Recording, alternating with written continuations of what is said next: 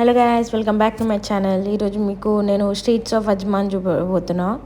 ఇది ఫస్ట్ నా apartment window నుంచి అది కనిపించేది.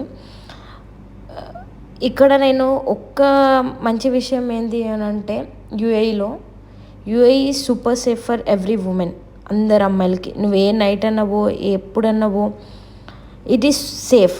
ఎందుకంటే అజ్మాన్లో నేను ఇప్పటివరకు అబ్జర్వ్ చేసింది ఏంటి అంటే ఎవ్రీ 5 minutesకి పోలీస్ వస్తారు. Every 5 minutes.